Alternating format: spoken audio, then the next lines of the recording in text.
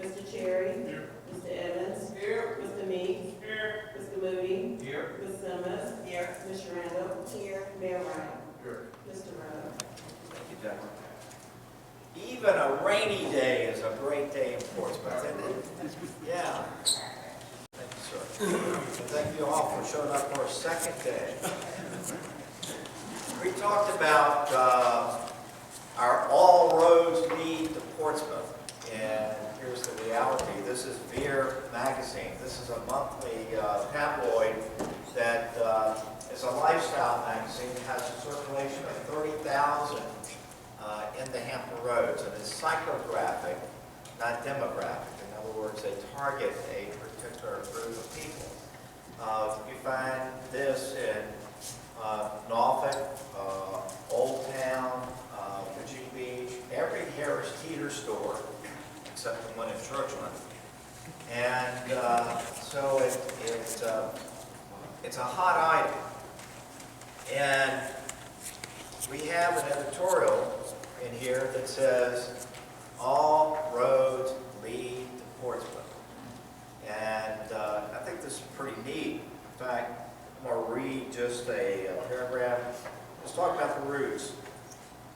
These routes are particularly important Monday through Friday if you're heading to Old Town Portsmouth for dinner at a chef-owned restaurant, a movie at the Commodore, attending an art opening at PCC's Visual Arts Center, the Portsmouth Art and Cultural Center for a First Friday event in the courtyard, or a concert at Intello's. Restaurants, retail, and attractions are impacted by transportation, and they're joining with city leaders to get the word out.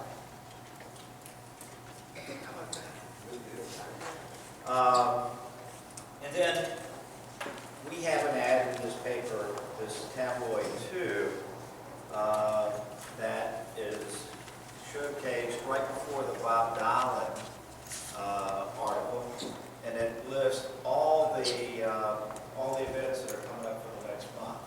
And I'm going to pass this around, and I'll start over here. And but don't get distracted because we got some important work to do this morning. And so Elizabeth had this great idea that everybody embraced. If I was queen for a day, if I was king for a day, this is my vision of what I'd like to get done in Portsmouth. And so we're going to start, and I have 7 more pieces of paper in here, and we'll do a random draw, and we'll go in the order. Did you close your eyes? No, I can't see the time of morning anyway, so it doesn't look bad.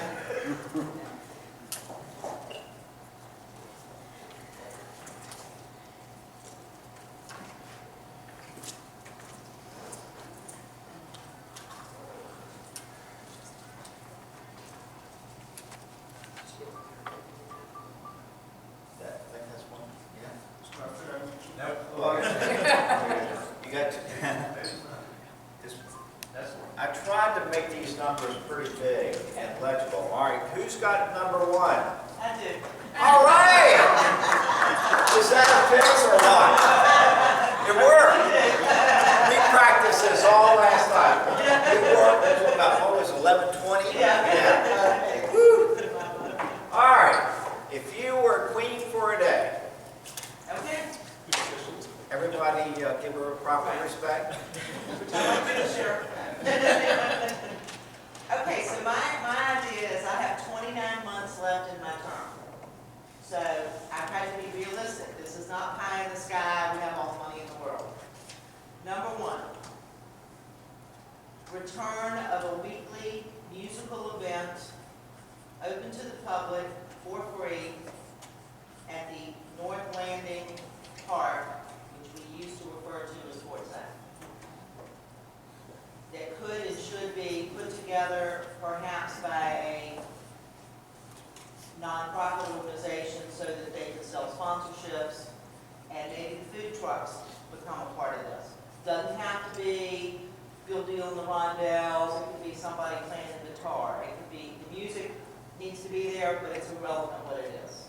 Mayor and I had a long talk about this at the last whenever was down there. Get the people back in their baby carriages, people walking their dogs, people like me after work, during the week, like 5 to 8, no big late night. It was always a reason to bring people downtown and then get them to go out and go to a restaurant, spend money, get together. That's number one. Number two, instead of National Night Out, but sort of along that same concept, get all of us back to the people. I want Portsmouth Night Out, like a campaign. All of us who are elected spend every 4 years going and knocking on doors. I think at least 8 out of 12 months, we could have one night, or maybe one day, depending on the neighborhood, where all of us go knock on doors. And when I say all of us, I mean all of us in this room. Everybody who's on the city payroll, including the fire department, sheriff's department, social services, different general services. Perhaps, and it's kind of along the idea in my mind of, reaching out to people and the people all of us in this room serve. So maybe if somebody from social services knocks on the door of Susie Citizen, that Susie Citizen might be more comfortable talking to that lady from social services or that man from general services or Ms. Randall than she is talking to her neighborhood impact officer. But there has to be a reporting feature back to say, this is what we learned, this is what we heard, this is what the people are interested in. These are folks who don't come to council meetings, don't write letters, don't send emails, reach out and touch our constituency.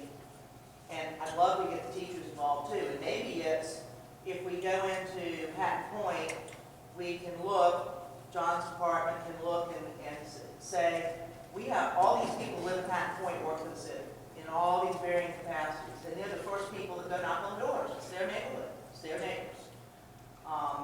But I just feel like it's a way to get out and touch people that we don't normally see. And leave some sort of door hanger behind, just like we do when we campaign, that says, here's how you call the ombudsman, here's general services, here's police non-emergency, all the major services that we offer. And number 3 would be to continue to work on improving Willett Hall to its former grandeur and partner with Monsepour for a major recreation center complex as part of Willett Hall, or adjacent to in that same area. Great. Why don't we do this? Let's go through all of them, and then we'll talk about the ones and try to come up with a distillation with that. Who's 2? Who's number 2? Right here. Yes, sir. All right. If I were king, all right, we'll get this one, if you'll start over there.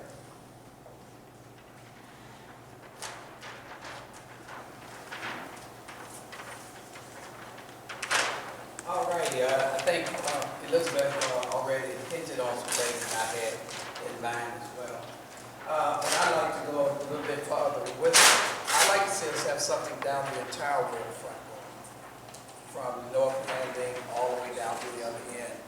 And I'd also like to see us do what some cities do on the weekends, is close off High Street from Effingham all the way down to the waterfront and make it just walking, and have even some venues going on in some of the different restaurants there. I think that'd be a great way to allow people to just stroll and take their time, not be overwhelmed with traffic parked all down the street. Also, I think on those times we ought to coordinate some type of good events with Intellos that's going on, so that we can have some entertainment as well as there with some venues. And I think if we brainstorm and come up with some innovative ideas, we might be able to make that work.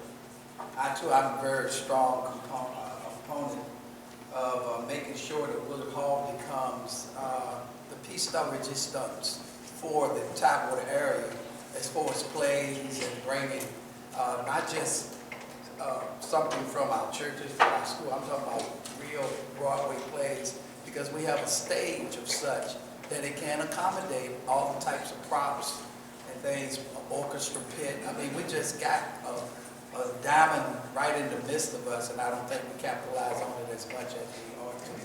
I think those are some of the things. And then I think we ought to have some moments where we could have, I know we used to have the gentleman that would wear the antiquities wear of early Portsmouth.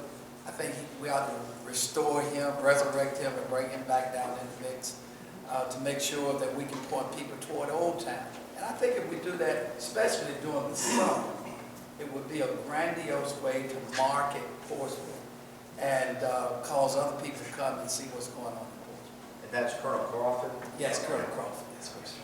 All right. So I have two, it was a third one. Yeah. The third one, I'd eliminate all taxes. No new taxes. Colonel Crawford. No new taxes. Eliminate all taxes. Yeah, that's it. That's only a half a day. You get a whole day. If we did all of that, it'd be a whole weekend. You're right. All right. Who's three? I'm number three. Well, wait a minute. But Queen. I would concur with all of the above. However, one of the things that I think about, actions speak louder than words. I would love for that to be our goal. What we do and how we do it says a whole lot about what our city is all about. I think we need to think in terms of, we are the hub of the citizens. We are the hub. We represent. Our minds are supposed to project thoughts from the people because we are elected bodies. And they elect us based on our visions for what we want our city to look like. And we ought to speak with a voice that represents what the people's all about. I think I've been around long enough to see the good, the bad, and the ugly. And I think that's why I'm looking at it this way. I'm not good. You're a good sweetheart, especially one of my babies. Oh, no, no. All right. But the thing is, I think that a lot of the things that we had in the past were good. However, I feel as if we should never go back to some of the things that we had. We need to look forward to the future in ensuring that we have a generation that will be able to perpetuate the vision that we are creating now. So often we create visions and they soon die because our individual initiatives get in the way of us ever achieving the goal of what we set out to be. I would love to see us get back to the true feeling of what a family is all about. A true family can sit around and discuss things and not feel as if it's my point of view or your point of view, but it's an our conceptualization. We are the people in the city. And unless we not only speak it, we practice it, we ought to implement a plan of action where people feel as if I'm important to our city. And we ought to begin to build that conceptualization in the minds of the children because they are going to be the ones. So I think education should be the top. Training the mind. I also believe that number 2 should be patriotism/sincerity. They are different in concept, but your actions speak louder than your words. And I'm saying it from an old woman's point of view because I've seen the good, bad, and ugly. And I'd like for us to pull those things together and be sincere and truthful with one another, rather than a false view. It's not a downtown versus a Cavalier manor. We are one family, and we need to embrace that. We do too much separating, promoting downtown as opposed to some other church or whatever. We are family. And if we are family, we ought to promote the city as a whole. We are all parts that build the whole of our city. We can't keep separating it, because the more we separate, the more we divide. And when we come together in unity, we build and unite. And that's what I would like to see us do. And I have lived through the whole works. And I would like to see us get to that point. And I'm not a young lady, I'm 79. And I have watched it happen all the way through. So we can pull these things together and practice what we preach. We'll be a dynamite city. We preach one thing and practice something else. That's right. And I have lived long enough to see it. You know where I'm coming from, Bishop. I watched you grow up, 5 young men. And I salute you. But I've seen some that's been around who could have made a difference and closed their eyes. We should be truly what we perpetuate. The Portsmouth thing. You are my son, you are my sister, and my daughter too, the other one. But the thing that I'm saying, let's embrace and do that. Love one another and lift one another up instead of the backbiting that goes on in our city. And I'm calling the spade, because I'm old enough to see it and get away with it. All right? So I'm not going to be a part of it. I'm telling you what I see we need to do.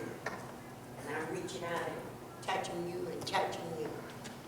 The young and the mature. All right, because I'm the old. But I want you all to understand. Okay.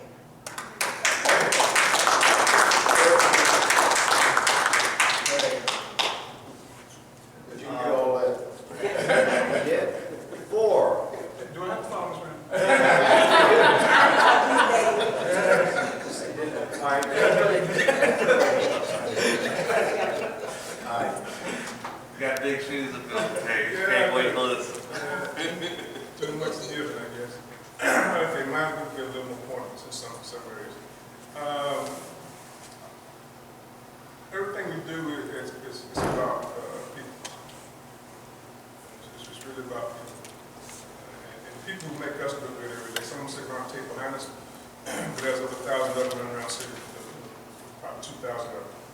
I want to, we can do this, but I'm working on, if we're not already, a step plan for our regular employees, city employees.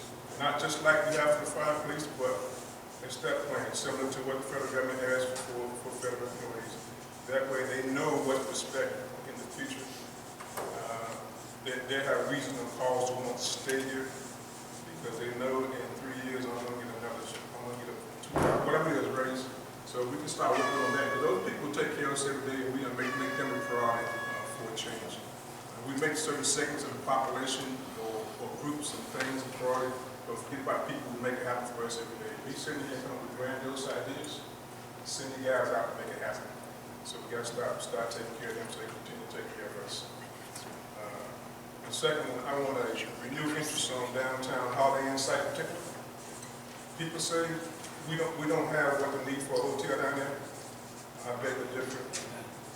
We need another hotel down there on that site so that we can start getting some of the conventions and events and things that Norfolk and some of the other people get. I park in the Main Street tower in Norfolk every day, 5 days a week. Most of us employees who pay to park there, we have our favorite parking space. But more and more lately, some tourist or some person coming to an event is parking in my parking space. You know, so, and which is a good thing for Norfolk. But But those events, and I talked to some of them on the street when I walk their lunch, they're not huge concerts, but they need 300 rooms, some of them 400 rooms, nice rooms. We don't have them in Portsmouth. And the only reason why they haven't come to Portsmouth is because I'm an ambassador every day. Well, we all only got one hotel, and we can't afford that one. So, when we had the Holiday Inn, people who couldn't afford the Renaissance went to the Holiday Inn, and those who could, vice versa. Right. And sometimes it was the Focus Hotel, and the Renaissance was the overflow hotel. But we got to get some more hotel rooms in Portsmouth. We're going to compete with the rest of the region. So, you say, and I heard people come in and say the market isn't there. But we're talking about doing things in Portsmouth that's going to be here 25, 30 years from now. Didn't think merger would work. It worked. I think another hotel downtown Portsmouth will work as soon as better. So that's what I was doing. All right. High five. I'm still in my people kit now. I, as a federal employee, have done 5 years without a raise. Okay? Again, there's sequestration. Our employees did the same thing. But now we have opportunity with these new things coming online. Let's play some catch up and continue the 3 to 5% pay raise for our employees until we get them to where they ought to be in the region and then level off. So, y'all got one chance anyway.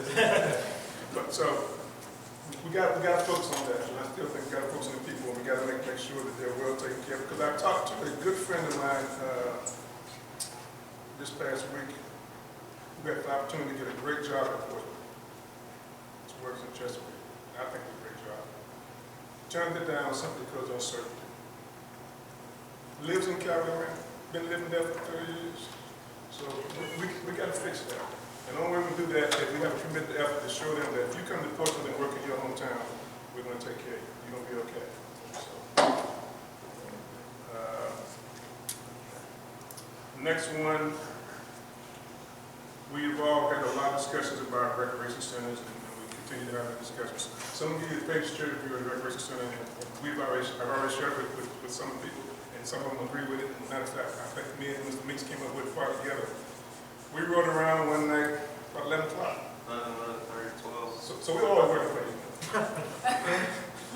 And we just rode. Got that in. We got eyes on the street. That's right. But we were looking for places for recreation centers. Yeah. We rode around where we Cavalier Baptist Church. Cavalier Baptist, Marvin City. My wife called me, where you at? I'm with James, you better get home. But anyway.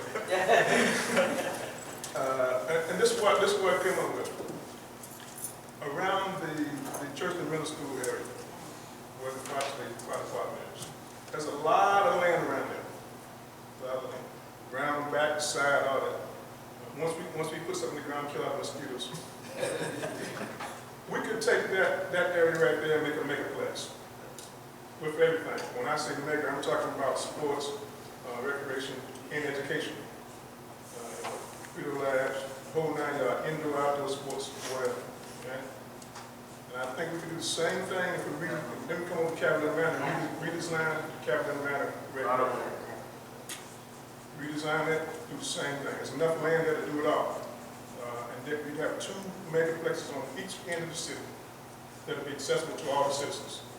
Now, these other ones we heard about, I agree that one in JFK is old, it's ragged, they need to be fixed, need to be repaired, and maybe need to be expanded. I think we can do that too. And we start, like we talked about last night in council meeting, the lady came by the tennis court. We started out fixing up what we got first, so making it accessible, making it more usable, while we come up with a plan and the monies to do the other things. I think that way the whole city would have some say, or feel like they have something in their backyard that they can access for their children.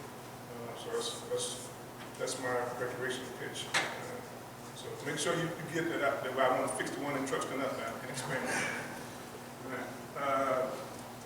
My next one, John, is one I talked to you about.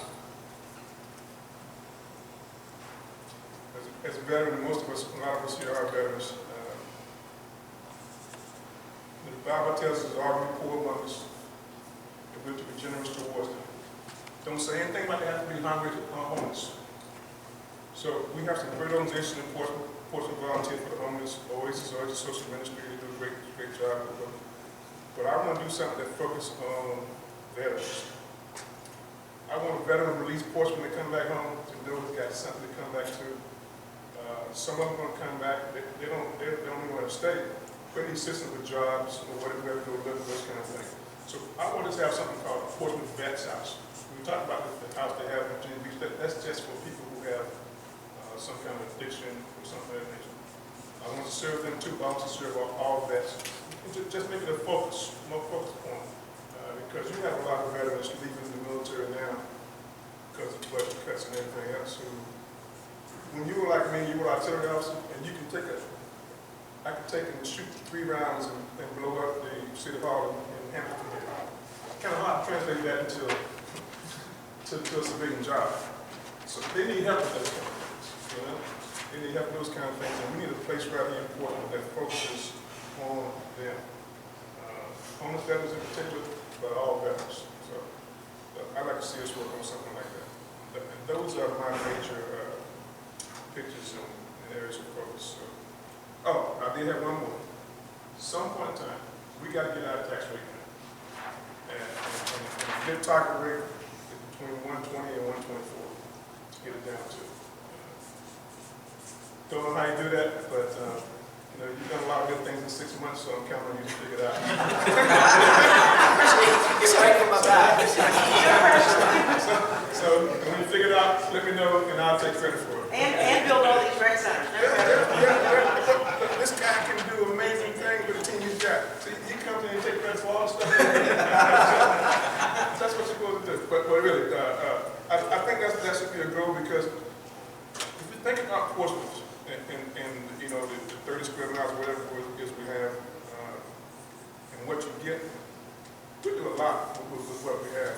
And we've been doing the impossible for a long time. We don't have the population, the income base, or the space that other cities have. You saw that chart yesterday. And just think, we've got a renewed effort, focus on some of these other things that I spoke about, what we can do. And I'm just a believer, you know, I'm just a believer. And that's why I'm in Portsmouth, I'm a believer. I can go anywhere in the world, in the country, really. You know, but this is a great place. I always thought so when I was a kid, came up in, and I still believe it. So we just gotta make everybody else know we already know. We do it. I get another high five. All right. And I amen back. How cool. That's it for me. All right. For now. All right, I'm number 5. I've got one thing I'd like you to put up there, just one, because I like the ideas and the comments here. One of the things that has concerned me since I've been in this office is that we don't get a real sense of what the community wants us to do. We have, and you understand people, we've got 1 or 2 that want to come to the council meeting, every meeting, and say what they want to say, and they don't represent all of the people. We're the elected officials, we're supposed to represent all of the people.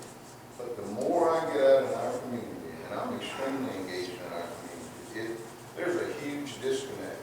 We've got a huge young population that thinks we do absolutely nothing to target the things that they want. We've got more and more seniors coming online that feel the same way.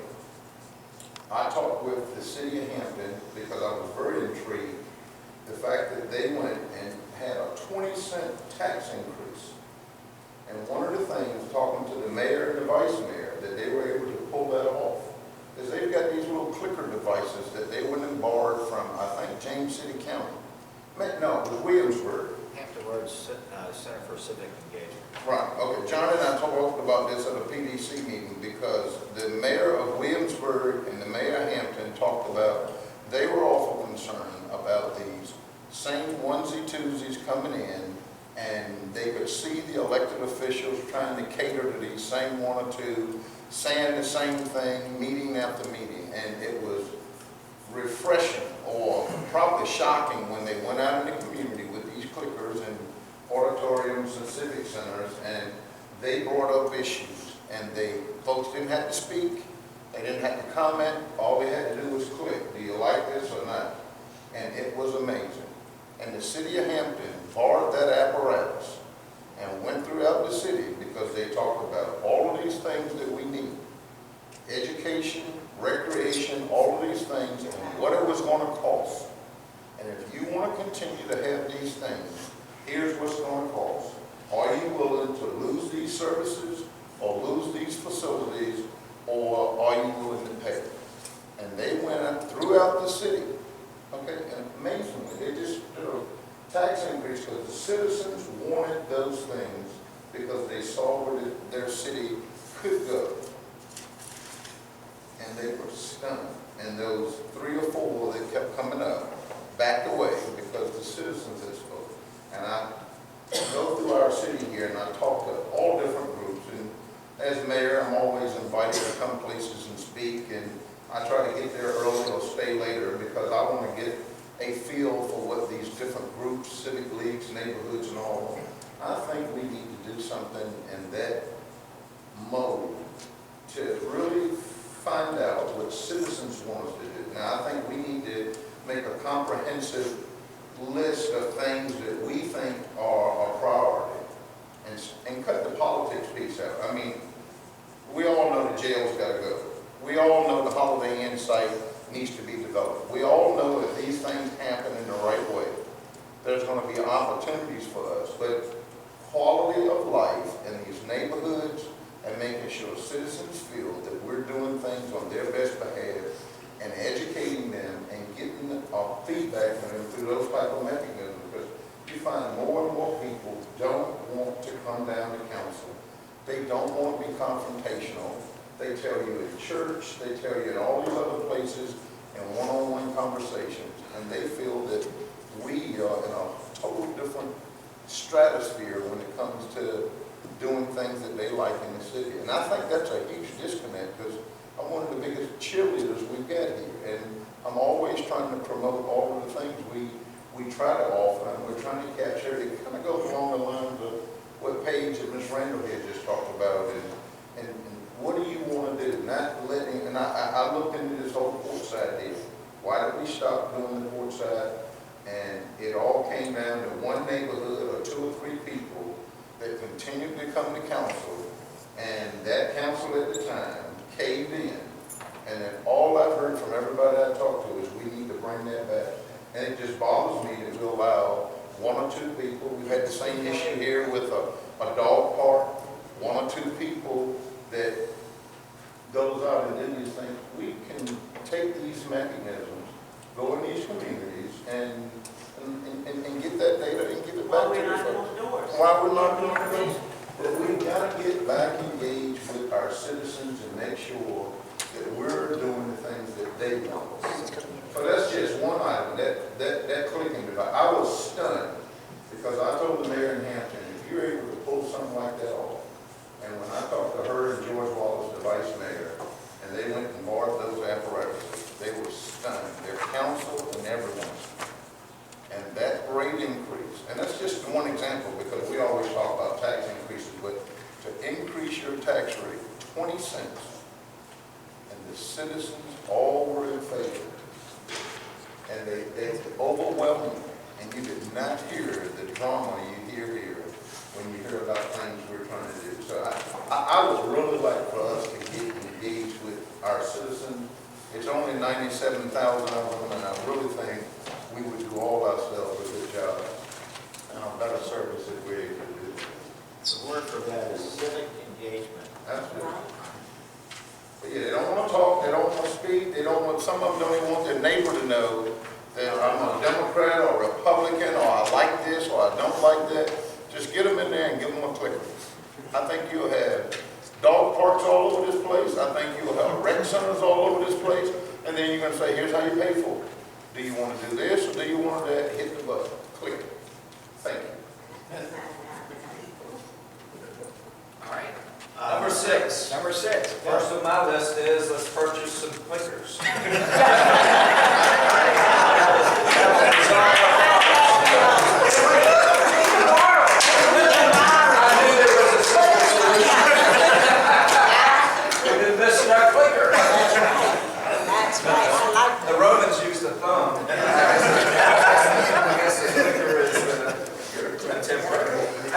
Technology.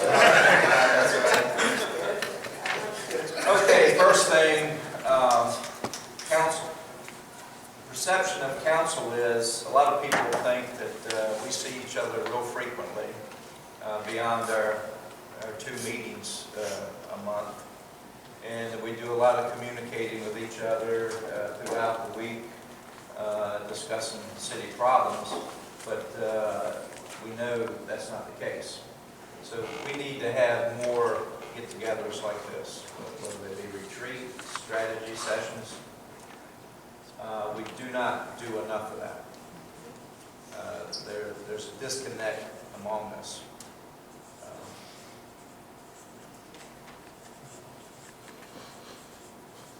Also, we're talking about the perception of Portsmouth, and I think everybody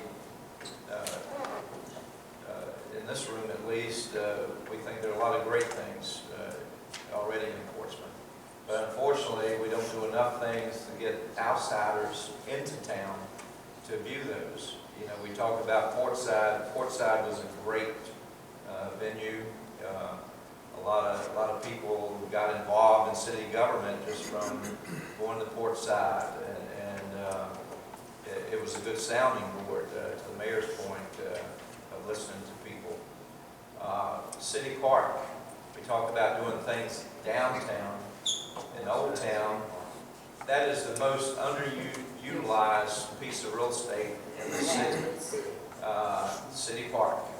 I think we need to look at having events there, maybe even a Christmas display, drive-through Christmas display, perhaps even looking at a fishing pier. You know, once again, we're a waterfront city, but other than a boat ramp, we don't have any place to wet a fishing line. I think a fishing pier would be a good investment. Wouldn't be free. You could charge, but I know people in this city would pay to go fish or to go crab.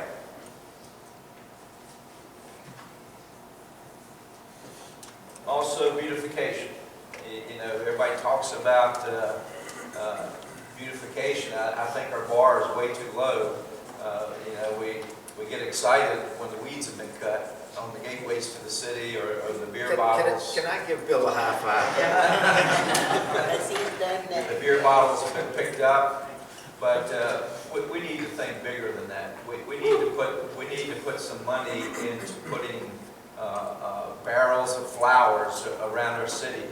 Why can't we're talking about the state doing things on their roadways, why can't we plant wildflowers at the entrance to our city and our gateways? Instead of just a stark sign with some evergreen shrubbery there, why can't we do wildflowers? Recreation center, I agree with you know, what our study said. I think Churchland and Cavalier Manor, although Churchland, I tend to be more in favor of something in the Willett Hall area, only because I think that's a little more central. But if you do Cavalier Manor in that area, I think you pretty much got recreation centers that are easy to get to for most of the city.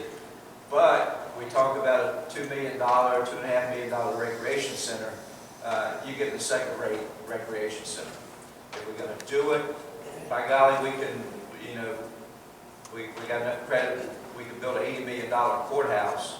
We need to invest when we do a recreation center in one that has that education component, not just go there and have a basketball court and a weight room. I invite anybody to visit the Williams Recreation Center that Virginia Beach opened earlier this year. That's what it needs to be, something on that level. Yeah, state-of-the-art, where you can go for crafts, senior citizens can go there, kids can go there, be a daycare facility there. Yeah.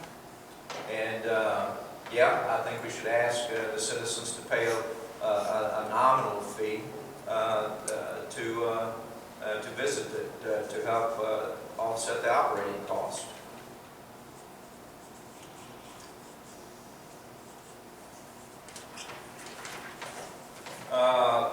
I'm not one to recommend expanding bureaucracy, but I do think as a city we need a department or a sub-department of compliance. We do a lot of things and we put a lot of good things in place, and too many things fall through the cracks. And we need somebody that's circling around once a policy or a fee is established or procedures established to go behind on a regular basis and make sure that we're following what we agreed to do.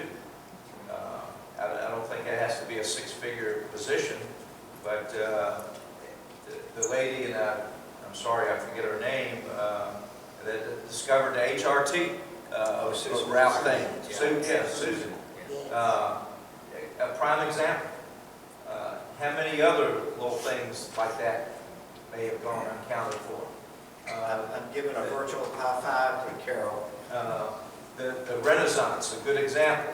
We know there's an agreement. But Mark, I would offer $1 million for anybody to recite what that agreement is. I don't think the Renaissance knows, but I can't beat them up because I don't think we know. So I think we need to seriously look at that.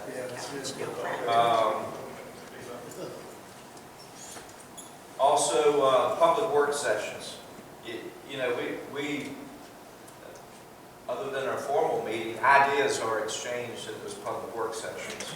And unfortunately, somebody will say something that sounds good, we all feel good about it, and we leave, we go to the formal meeting, and there it goes, it's gone forever.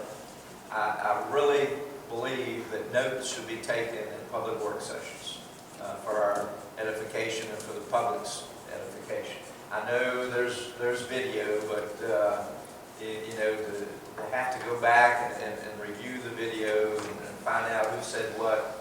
Let's take notes there. I mean, we're not talking about any atomic secrets being revealed or anything. We're talking about it's a clearinghouse for ideas and things.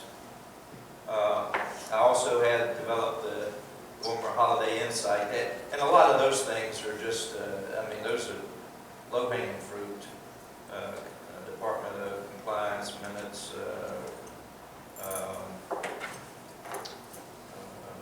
beautification. I think that's enough. Oh, one other thing. Let's maintain what we have. Yes. We're talking about recreation. Yes. But look above you. Look at this room. This facility opened not too many years ago. And look at it. It's got some deferred maintenance that needs to be addressed. And, you know, it looks like this today. If nothing is addressed, we come in here 5 years from now, it's going to look worse. And all of a sudden, a council in the future is going to say, man, we got to spend how many millions to fix up that Battle Weed Pavilion? How did it get like that? Well, it got like that one piece at a time. And here's the start right here. Number 7. you're number 7. All of y'all's wishes are granted. Whoa, what a king!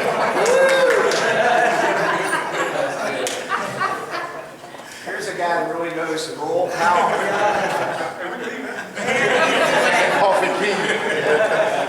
I was really going to start out with Bill ended up with. I really think we need to make sure we have a mechanism in place to maintain our buildings.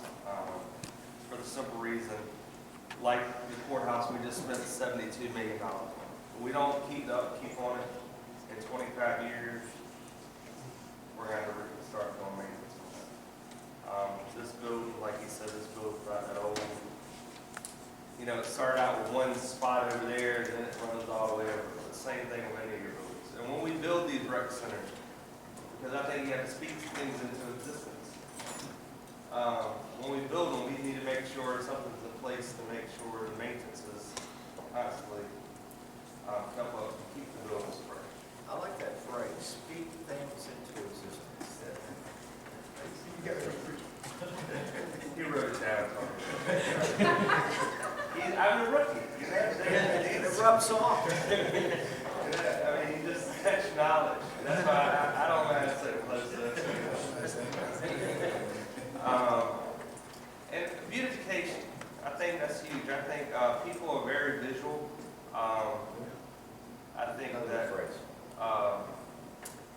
when you want to go sell something, you take Airline Boulevard. 8 weeks ago, it was one of the worst streets in the city. Now you go through there, it looks refreshing. I'm like, this is what I'm talking about. Yeah. I go down Airline every day now. Even though I have planned to drive down. You know that, James? But I won't turn down Frederick. I'm from South Carolina. But I think maintaining our roadways and beautifying the flowers and stuff. I think that's huge. And realistically, we beat odds and stuff, but you're talking about from Greenwood Drive downtown is what, 8 miles? From College Drive to the bridge, you're talking about 3 miles. So we're talking about 11 miles total. We have a lot of prisoners in jail, and I think we pay for. We pay for the supplies, the gas, the maintenance on the thing, and we shove them out there and maintain our streets. And if we get something from the state, great. But if we don't, they're there anyways. We're paying, what was the number? $19,000 a year per inmate. Let's get something back from that. If we have maintenance and we need a building paint, why sub it out? Utilize it.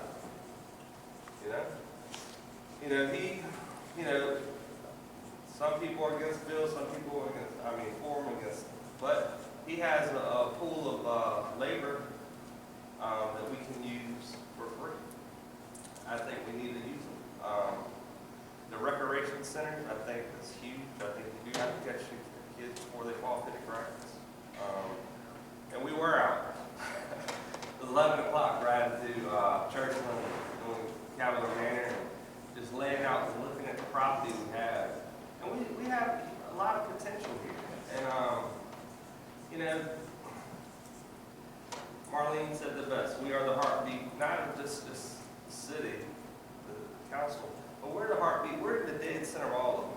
So if we did a conference center on the water side, at the water port side, we did any of that stuff, hotels, people will come here and use it because it's just location, I mean, it's the centerpiece. And if you want to really look at, Margaret hired a lady from the beach. And I said something to John about saying something to her, but you look at Virginia Beach. Besides the ocean front, so that's, let's say it's 4 months out of the year. Look at the sports places they have. Those teams come from, I don't care if it's soccer, softball, baseball, Football. I mean, everything. Cheerleading, competitions. That brings a ton of people here for hotels, restaurants. And then people actually get to see what you have. So you know what, hey, I seen that. Let's go visit that after when we get to take our vacation. And that's where we really have to get out of the box. We're 33 square miles, but we could be 1,000,000 miles if we use our potential. I wish, this council, people can say what they want. We're diverse and it's good. It's good for the citizens. I mean, we're not here. We're here with the citizens. We're here with the employees. To keep them around, we have to have a step plan for all of our employees. That was one of the biggest things, I expressed to John Page. We have to make sure they do not want to leave. Turnover is bad. When you start having high turnover, you have problems, If they know they're getting a raise this year, maybe 2 years, as long as they know they're getting something, they're going to feel, hey. And then they're part of being a part of the city where their voice does matter. And we need everybody to work for us. I mean, all 2,000 employees, the 2,000 teachers, and that's sad too. I really would like to see our employees taken care of on fire and police, fire, our everyday employees, public works, the whole 9 yards. But I think we have a strong council. I mean, everybody don't like me. That's fine with that. Everybody don't like Paige, you know? Everybody loves Marlene. Because I'm the old lady, I'm the senior. But I mean, everybody brings something to the table. And I think it's very important that citizens know that we do care. And I mean, Bishop, you know, he touches a whole different group of people than I touch. You know, Elizabeth, everybody brings them to the table, and I think it's very important. And that's what I see. I see that we have a lot of potential. We just need to maintain this stuff, and we have to figure out other ways of bringing revenue streams into our city. And we have to get a vision and benchmarks. Yeah. If we don't, all of this is waste. Yeah. Well, I think that's why yesterday, a couple of times you talked about the roadmap in lieu of the vision. And that's what I think we as a council and John and his staff need to do to be honest with the citizens of here are our requirements and needs, here are the challenges, and here's what could trigger some of these other things. We've got to do this on a comprehensive level and stop letting the manager bring one thing to us and say, this is a great idea and we run do it. But they don't tell you, if you do this, you won't do these other 5 things. We need to have these top 5 or 6 things we want done. We need to understand the financial responsibility it's going to require to get those things done and look at it in a totality. Ms. Randall touched on stop trying to do something on one end and not on the other end of the city. You have to look at those things from a comprehensive point of view to be able to say, if we're going to do this in the next 5 years, and here's all the dollars you have. Unfortunately, we only have enough money to do 1 or 2 of these things. So we owe it to ourselves not to keep looking at these things in one-dimensional form. We need to look at these things in a comprehensive manner. That's why you have those plans. The things you kept touching on yesterday is because we need a comprehensive plan of what we want to do. And we talk about this waterfront, we talk about the jail, we talk about, there are all kinds of things we can do to trigger income coming in downtown that will help the inner part of our cities. But focusing on one end and not into the others, you're wasting yourself. I think somebody mentioned the other day, you're taking money, the whole recycle piece. The one takeaway you get from there, if you're not able to take money and give some type of credit back to the citizens, they feel it's a wash. Exactly. So if you're not able to say the reason why we're talking about doing this downtown is because we want to do this over here in Port Norfolk or Calvary Manor or Truxton, and those people can understand what we're trying to do and see the vision, you can bring your citizens along. But you've got to be able to tie them together and do it in a comprehensive fashion. This business of, this is a great idea, let's go do it, and something else is a great idea. One thing may keep us from doing something else. And the fellow yesterday, one of the big things I took away on the development piece was that herd mentality. It is going to happen, and it's going to happen in places like ours. I think you might have been shocked to hear the young man talk about the whole toll issue and the pluses of that. There are huge pluses for Portsmouth 10, 20 years from now, because it's going to force us west of the Elizabeth River to deal with Suffolk, Isle of Wight, and all that, because this is going to be the place. So can you put your cap on and throw the politics out and look at what would you like this place to look like in the next 10 to 15 years, and then drill it back down to today so we stay with the plan and not some guy called Bill and all of a sudden he called you and there's 3 of y'all in here talking about something that ain't nobody even had in the plan, okay, and you're trying to find 4 votes that blow up the plan that we sit here and talk about. And that's what's been happening in our city, and that's been hurting us. And that's why people don't trust us, and people go, well, where was that at in the plan? Where is that in our comprehensive plan? Show me where that is, so we're gonna get there. And that's what we need to focus on. We're good at filling up easel charts. What we fail to do is Do the action prioritize. plan. We fail to prioritize what we put here and also come up with a strategy on how to implement it. John, I'd like to say something too. Yes, sir. Daniel hit on it, write the vision, without a vision, the city will crumble. So you write out the vision, put it before us, and make it plain, and then let us walk in it. Because without a vision, we won't go anywhere. We all got to see it, know what it is, and then prioritize it and move forward. And I think as we make strides in finishing and accomplishing whatever those visions are, we need to tell the community that we've done it. This is what we've done. And then come back like we did with the recycling. We talked about it, we implemented it, and that's about to be done and full scope, so we need to do that. But you never want to lose your citizens. And to keep your citizens engaged with your plan, you have to bring them something.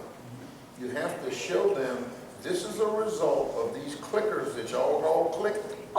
We did this, and now we're coming over here, and we're going to do this, and we're going to do that. And you'll stop this trying to put Craddock against Churchland and all of that. That helps none of us in this city when we do that. And so we've got to be able to do that and keep the citizens engaged. That was my whole piece with the clickers. We are in a total different world than these 96,000 people that we represent. And that's sad. And that's sad. Each one of us got our little pockets of support. But as Ms. Randall said, if we want to bring this whole city together and we want everybody to understand the vision, it is incumbent upon us that we make this happen and do that. We got to make sure these clickers have the equal volume. Ms. Randall had her finger up. Okay, I just like to say one thing, this is a beautiful discussion. But bear in mind, actions speak louder than words.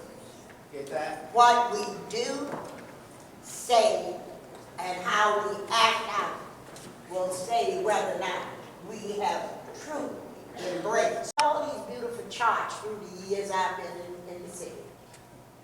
And most of them been burned down as soon as they were torn off the wall. Let's build, these are excellent things. You have people who are thinking, the young people, I just love your vision. Because you make me think I'm young. And I appreciate your vision. I appreciate your vision because I'm learning from yours. But let's bring it all together for Portsmouth. We are the heartbeats. Do you know what those young people think of us? We old folks. Right, not much. But I'm going to tell you something. We are not old folks. I'm a young one. I'm just old in age. Danny? One thing I think we also need to do is, let's say it's a gymnasium or rec center or whatever. Not only have the cost of the building, but have the fixed cost of the maintenance of the personnel. Operating costs. So when you build the building for $10 million, you're saying, look, this can cost us X a year. Then that way, it's no reason why we're fussing over maintenance or whatever of the building when you come forward. And plus, it lets the public know that, hey, this rec center costs us $8 million, and it's going to be $1 million a year. And with all upkeep, but one thing, nobody in this room wants to raise taxes. But to implement a lot of these things, I don't see how you're not going to raise taxes. You might go do the low barrier free, but until we get the waterfront developed, until we get the Craddock section done, the breeding piece, the new port for revenue, then you also got to look at the other side of the picture too. The guy sat right here and said, our buildings, some of our apartment complexes were built in 1914. That stuff, he's trying to sell right now, Victory Boulevard and George Washington Highway, the brick buildings on the right for $9 million. You- All right. Everybody know where that is? The old, Yes. Super All right. 17. That's not gonna happen. I mean, I'm not saying, I wish it would, but Yeah. it's not gonna happen. I mean, reality is that we have a lot of old structures, and they're gonna take a lot of knocking down, and that means we're gonna lose tax revenue. So we're gonna gain some and we're gonna lose some. And I think going forward, we're gonna have to make sure we keep all that stuff in mind. To your point, not if we collaborate with all of these different things in our city, a rec center, a park, any of those things are not gonna do us any good if we don't sell all of our assets to our citizens and they understand it, okay? I done spent the last month out in Hoffler Creek because there are folks out there feel threatened because of Paradise Creek. And that should not happen. And our schools, collaborating with our parks, doing the things Bill talked about with City Park. We've got a lot of assets here that we singularly promote things.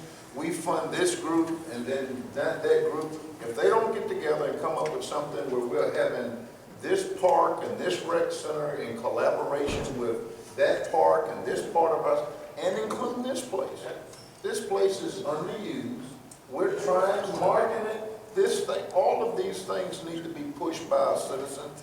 I had a function in here the other day and some of them had never been here. Never been here. I was like, you gotta be kidding me.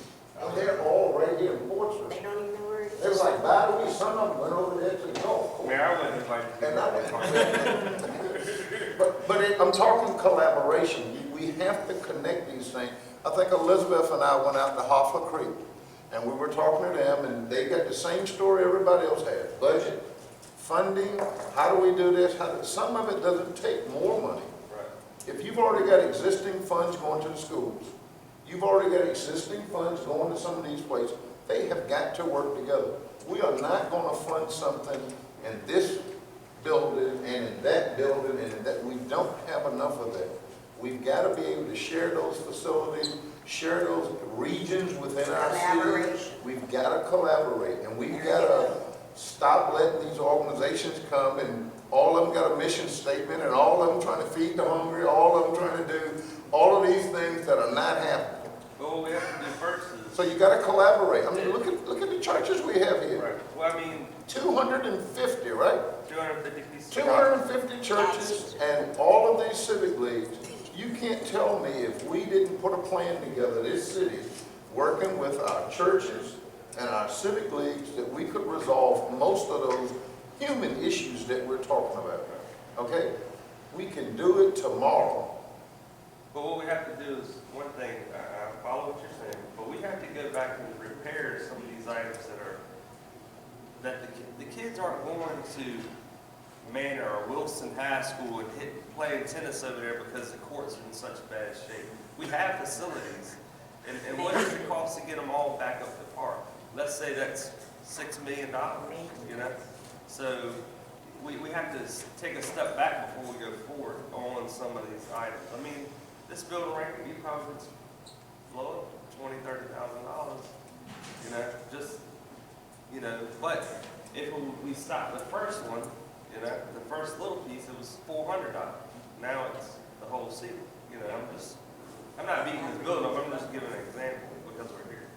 But that's what we have to do. Collaboration piece, I think, John, is vital. Well, we have to have a fixed cost. This should be under the cost. All right, we're giving this place so much money, right?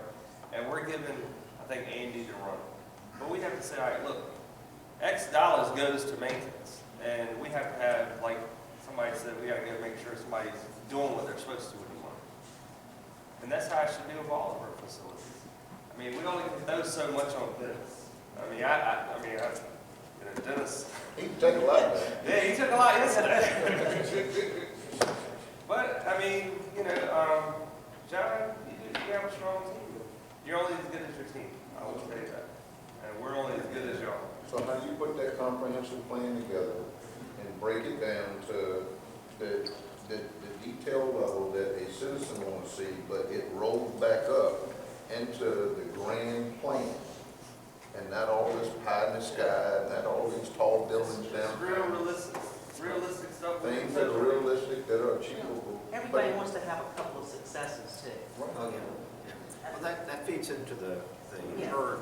And it's Yeah. nice to say, I mean, I kind of go back to, before your time too, when we did the 2005 plan. And we had citizens collaborating all over the city, and we said we were gonna do this and this and this, and then we actually did it. And so you go, oh, good job, we did it. But I also, one thing that, I don't want to lose focus. When we have new apartments and new housing and stuff like that, I know that's more people, more money. I'm not saying that we're not going to have new revenue streams. I mean, I look at all aspects. That's what I do every morning. My mornings is getting up every morning. I'm going through banking accounts at 5:30. I talk to my brother at 6 and my day starts. But this isn't a private business like John was mentioning yesterday, but you have to take you still have the same cost. And I think that courthouse, I mean, I can go in any city, man, y'all got the best looking courthouse in the world. It's Taj Mahal. But, how many people y'all gonna arrest? I mean, not arrest, but, I mean, it's huge for our city, but we don't never have to build another one ever if we maintain it, Elizabeth, you just mentioned the 2010 plan. I think what made that successful was that we prioritized what we were going to do. There was a plan. There was a plan to implement that. But I think what made it successful was a report card was issued through the city, through various departments on, okay, this is what we said we're going to do, this is where we are, this is what we've accomplished, this is why this is running behind, and also this is why we're doing it. So, some of these things require sacrifice. You can't be everything to everybody. And it's easy, I think, for a politician to say, yeah, no problem, we'll do that. Tax rate, we talked about, Lauren, everybody here loves to say, yeah, tax rate's too high. We all know it's too high. Okay, what do we got to do to get it down? And who's going to sacrifice? You're going to sacrifice services? What are you going to do? It's easy to say, oh, we're going to bring in more business, and that's the light at the end of the tunnel. The Renaissance was the light at the end of the tunnel. Telos was the light at the end of the tunnel. Victory Village was the light at the end of the tunnel. For that time. But guess what? It's a training. Our tax rate is still high, even though we have those things. So I think we'd be disingenuous if we tell people, we get our tax rate down to 95 cents or $1. I mean, you got to level with people that in a city where over 50% of our property is off the tax rolls, realistically, that's probably not going to happen. Not to maintain the level of services that people have come to expect. But you keep getting back to, hold on, you keep getting back to benchmarking, and that is critical. Case in point, we agreed on a resolution before I got on this council. We was gonna stamp out homelessness in 10 years. I went and looked in the record, because I'm always talking about homeless brothers and sisters, going to all these organizations, and I have not seen one measured thing that we've done, and we're getting very close to that 10-year mark. Why would we go and all vote and create a resolution and say we're going to do something and don't follow through on it? I mean, we've got these organizations that are out there working. Golden opportunity for us to tie church and community and action and do something about that homeless piece instead of having the chief run them from one area of town, chase them somewhere else. We're moving these folks around, and everywhere they go, they're upsetting someone. And I look at that resolution that we did, and it must have been about 6 years ago. So we've got about 4 more years on our 10-year plan to do that. I just like to say that we're all coming back to the same thing. You know those WH words? We've heard them all of our life. Who, what, when, why, and what. Put those words up and put your destination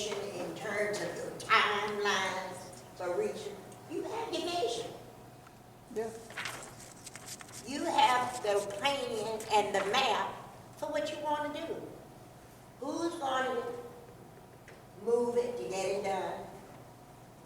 What are you planning on doing? When are you getting started? Why are we doing it? To explain to the taxpayers? And where are we hoping to go as a result of doing it? You answer those questions. Wow. You got a whole map, Yeah. and we can do it. And you're absolutely right, and that, because now we're devolving into talking ourselves out of what we thought we think we believe we could do. You know, I remember the tax rates were $134.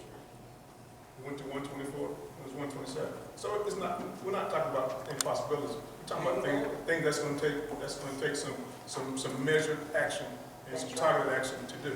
So let's don't get around, walk around the table and go around the fence and talk ourselves out of it. Like you said, speaking to the existence, so on the chart right there. Move right You know, there. as far as the homeless spots, you're right about the homeless, but I think there has been improvements made. I think we've come a long way. We just need to go out and measure. You go talk to guys like who's running the social manager in Barcelona. He can tell you right now the people he's taken off he's put the work in how many he's taken off from homelessness. Good job. Right now, Roxanne can tell you off the top of her head right now how many they've taken to self-sufficiency. Right now, they can tell you. We just got to get with those, put those things in the same place. So let's go and talk ourselves out of our successes and what we have done. Yes. And cloud the vision for where we're trying to go. Like you said, speaking positions, put some action behind it, Ms. Randall. There you go.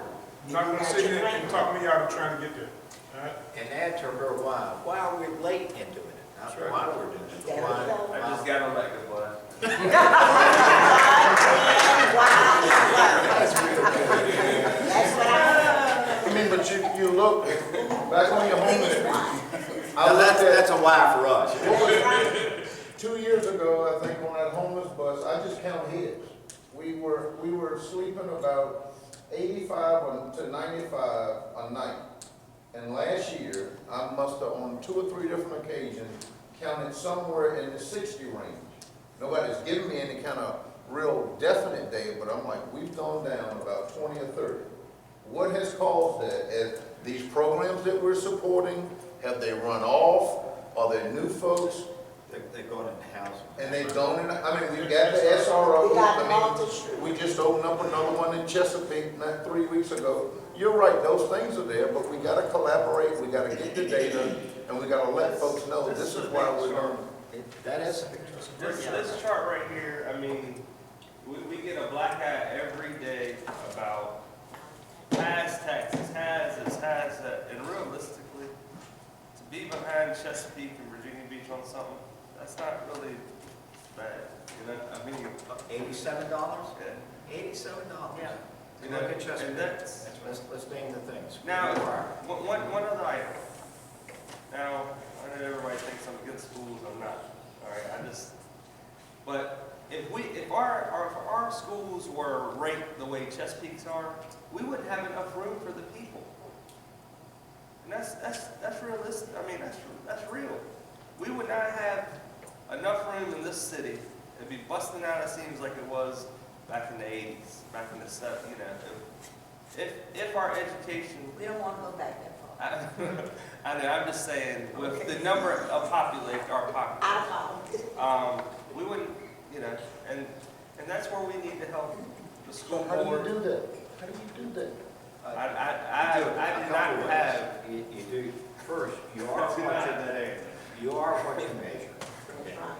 So we need to start doing some measurement on It's everything that we do. potatoes and We potatoes. need to make sure that we're hitting the outcomes that we want to get. There you go. We need, and Lavor's and I have been talking about this, we need to celebrate the good things that are happening in our school system. There needs to be a message constantly out there about the good things, the STEM program, star-based awareness. That chart that Danny just held up that we saw yesterday, Isn't that powerful? you know, it's powerful, but is it going to go outside the realm of this room? Probably not, unless we, that deserves a I'll paid, advertise. that